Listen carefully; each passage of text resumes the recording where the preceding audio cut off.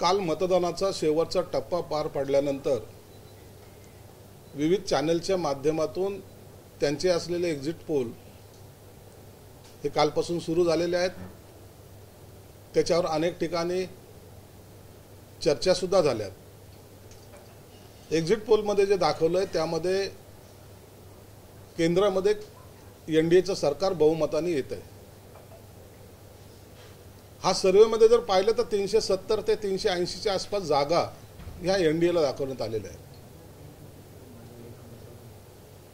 म्हणून नरेंद्र मोदी साहेबांचं सरकार पुन्हा येणार हे जवळपास निश्चित झालेलं आहे।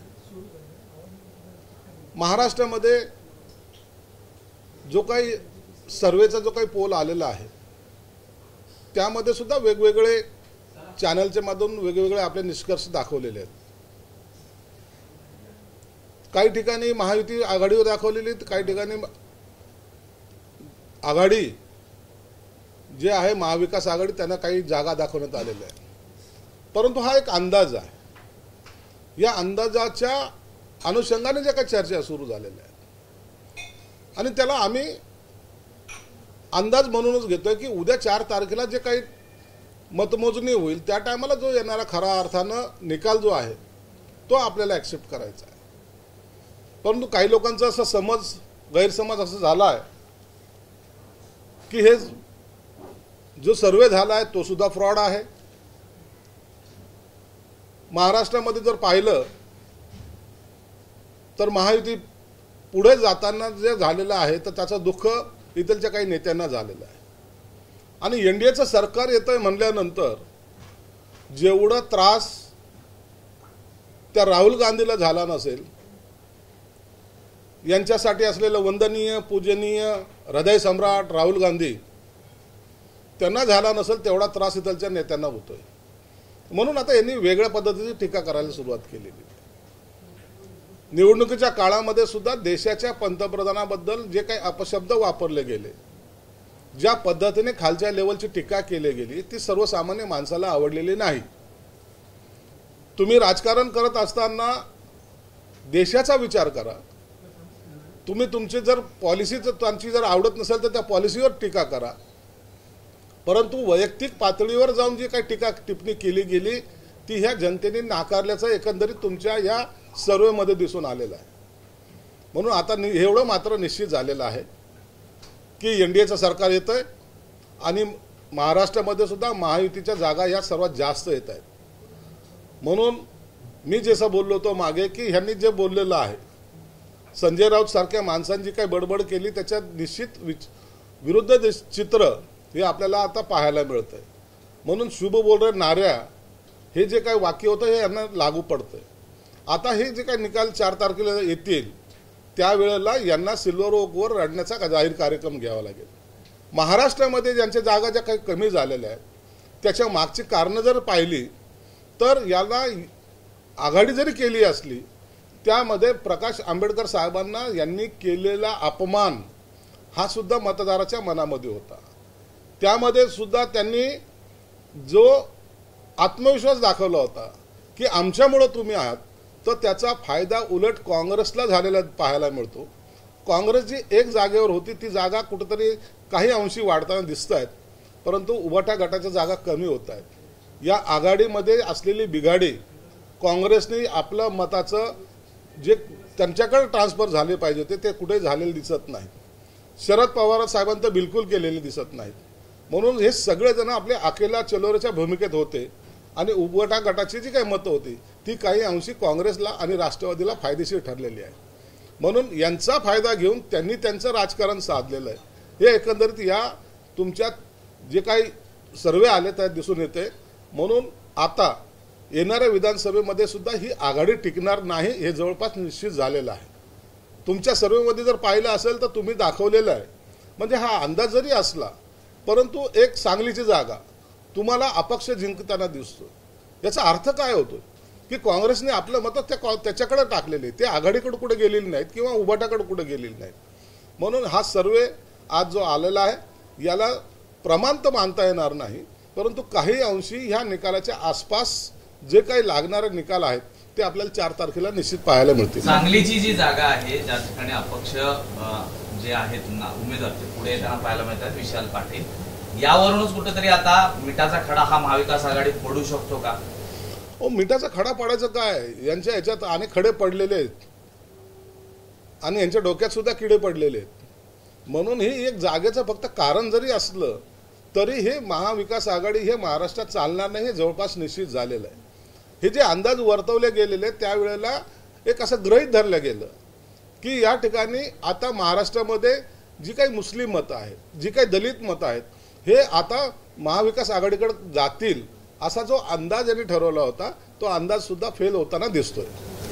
साहेब, एक विषय असा आहे की आपलेच मंत्री महोदय दीपक केसरकर यांनी असा दावा केलेला आहे की या निवडणुकीनंतर उद्धव ठाकरे एनडीए मध्ये येऊ शकतात, कारण त्यात अशा प्रकारचे निरोप आहेत ते मोदींना त्यांनी पाठवलेले आहेत, काही बिझनेसमॅन व्यक्ती आहेत त्यांच्याकडून.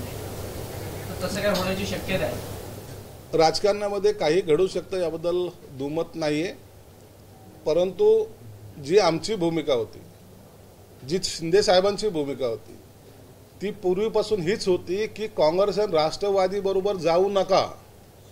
हे वारंवार जेव्हा सांगत होतो त्यावेळेला एक हटवादी भूमिका, एक इगो जो त्यांनी ठेवला होता, त्या इगोचा आता परिणाम असा दिसतोय की आता त्यांना असलेल्या त्यांच्या जागा हे सर्व मायनसमध्ये जाताना दिसत आहेत. म्हणून उद्या हे प्रयत्न तर मागच्या वेळेला जेव्हा आम्ही उठाव केला त्यावेळेला सुद्धा झाला होता. त्यावेळेला अमित शहा साहेबालाही फोन केला होता, मोदी साहेबांशी सुद्धा संपर्क साधायचा प्रयत्न केला होता, पण त्यावेळेला त्यांनी स्पष्टपणे सांगितलं होतं जर तुम्हाला आमच्याबरोबर यायचं असेल तर शिंदे साहेबांना घेऊन तुम्हाला यावं लागेल. ही त्यांची त्यावेळची भूमिका होती आणि आजही ती भूमिका मोदी साहेबांनी पण अमित शहा साहेबांनी पण सांगितलेली. आता यांचा प्रयत्न निश्चित असेल असा आमचा सुद्धा अंदाज आहे, कारण त्यांनी पाहिले की काँग्रेसबरोबर किती त्यांच्या आरत्या ओवळल्या किंवा राष्ट्रवादीच्या किती आरत्या जरी ओवळल्या तरी त्यांच्याकडून यांना सहकार्य मिळालेलं नाही. त्यांनी यांना गाडायचाच प्रयत्न केला आहे. त्याचा परिणाम आज पक्ष संपण्याच्या वाटेवर आहे आणि अनेक आमदार, अनेक पदाधिकारी आता पक्ष सोडण्याच्या मनस्थितीत आहेत. संजय राऊत म्हणतात फ्रॉड सर्वे आहे एक्झिट पोल, म्हणजे इंडिया आघाडीला 310 जागा मिळतील. संजय राऊत हा वेडा माणूस आहे, त्याच्या स्टेटमेंटवर एवढं काय जाता? अरे हा सर्वे हा अंदाज आहे, चॅनलने केलेला हे त्यांचा सर्वे आहे. त्यांनी कुठे ठामपणे सांगितलेलं नाही ना. कोणत्या चॅनलने सांगितलं की आमचा सर्वे हा 100% खरा आहे? मग सर्वे असतो, त्याला तुम्ही फ्रॉड कसं म्हणू शकता? मी माझं मत व्यक्त करणं हा याला फ्रॉडपणा कसला आला? परंतु यांना आता आपला पराभव कुणाच्या तरी माथी मारायचा आहे. म्हणून तुम्हाला सांगितलं की जेव्हा हा निकाल लागेल, ज्या दिवशी 4 तारखेला निकालाची सुरुवात होईल, तुम्ही सुद्धा त्यांची प्रतिक्रिया घेताना हेल्मेट घालून जा, तर हा माणूस दगड मारेल. वेडा माणूस दुसरं काय करू शकतो? साहेब, आपल्या किती जागा येतील आणि भविष्यातली आपली भूमिका काय असणार? म्हणजे अशी पण चर्चा आहे की उद्धव ठाकरेंसोबत तुम्ही जाणार का भविष्यात? एनडीए मध्ये जर उद्धव ठाकरे आले तर आपल्या पक्षाची भूमिका काय असणार? या जरतरच्या भूमिका आहेत, त्याचा निर्णय एकनाथ शिंदे साहेब घेतील. त्यांनी यावं का नाही यावं हा त्यांचा वैयक्तिक निर्णय आहे आणि त्यांना घ्यावं का नाही घ्यावं हे उद्धव साहेब ठरवणारे नाहीत, तर ते ठरवणारे आहेत अमित शहा आहेत, मोदी आहेत आणि इकडे एकनाथ शिंदे साहेब सुद्धा आहेत. पण पडद्यामागे काही हालचाली या संदर्भात सुरू आहेत का? कारण आधीच इतक्या मोठ्या प्रमाणात धक्का बसलेला आहे आणि आता पुन्हा एकत्र येण्याच्या चर्चा देखील सुरू आहे. पडद्यामागे हालचाली नाही, आता पडदा बाजूला गेलेला आहे. हालचाली डायरेक्ट व्हायला लागलेल्या आहेत. प्रत्येक कॉमन माणसाला सुद्धा कळतात. यांचं प्रयत्न सर्व पद्धतीने चालू आहेत. आता यांना त्या आघाडीमध्ये राहायचं नाही हे जवळपास निश्चित झालेलं आहे आणि म्हणून ते उद्या आले तर एवढं आश्चर्य वाटण्यासारखं काहीच नाही आहे. भूमिका स्पष्ट असली पाहिजे. भविष्यामध्ये आपण काँग्रेस राष्ट्रवादीमध्ये जाणार नाही, नाही तर 19ची पुनरावृत्ती जर होत असेल तर त्याला काही अर्थही नाही. पण मोदींवरती अत्यंत टोकाची जी टीका आहे उद्धव ठाकरे करताना नेहमी पाहायला मिळाली, त्यामुळे असं काही घडेल असं मला वाटतं. अहो, मोदीची तारीफ करणारे पूर्ण हेच होते ना. 19च्या पूर्वीचे सर्व जर यांची भाषणे जर पाहिली तर हे मोदी साहेबच करत होते. 19च्या नंतर शरद पवारने दिलेला त्यांना जमाल गोटा, त्याच्यामुळे यांची झालेली वेगळी बडबड ही आता जनतेने पाहिलेली आहे.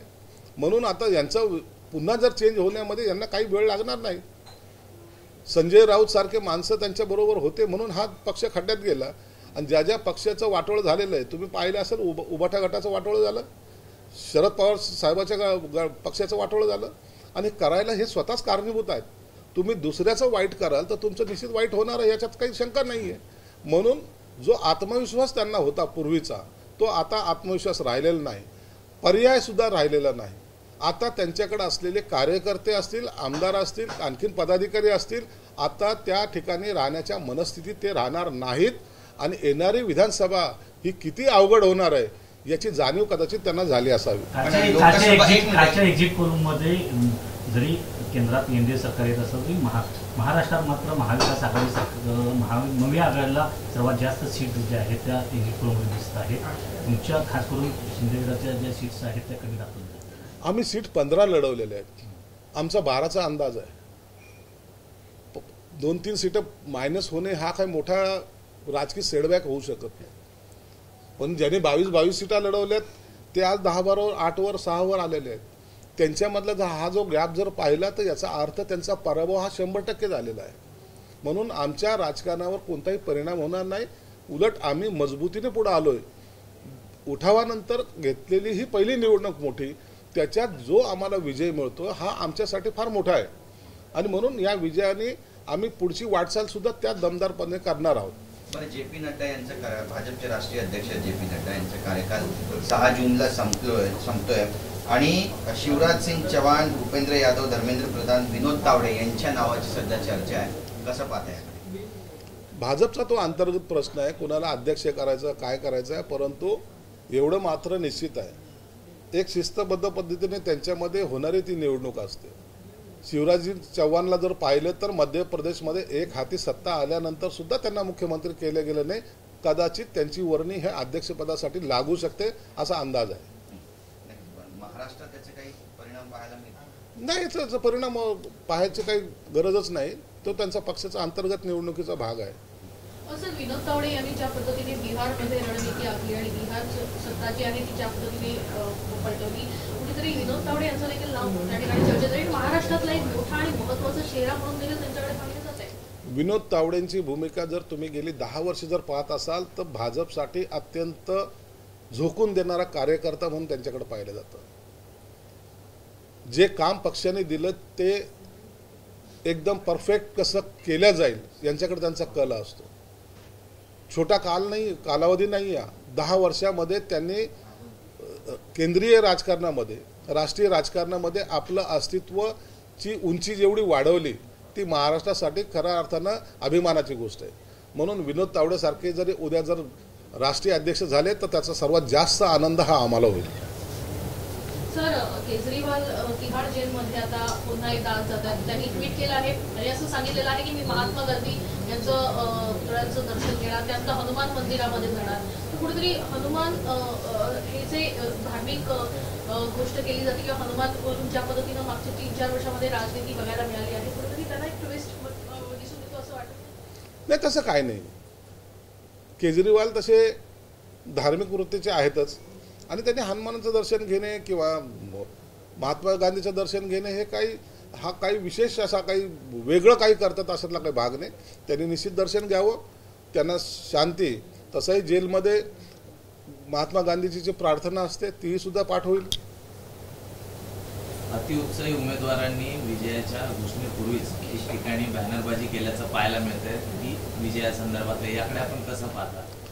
नाही, हे अनेक मतदारसंघामध्ये होत असतं. एखादा आपला उमेदवार निवडून येण्याचा ज्याला असं गॅरंटी असते ते टायमाला साहेब मी तुमचं बॅनर लावलो वगैरे का हे दाखवण्याचा प्रकार काही कार्यकर्ते करतात आणि त्याचा त्या उत्साहाला आपण डायरेक्टली विरोध म्हणून काही पाहण्याचं काही कारण नाही आहे.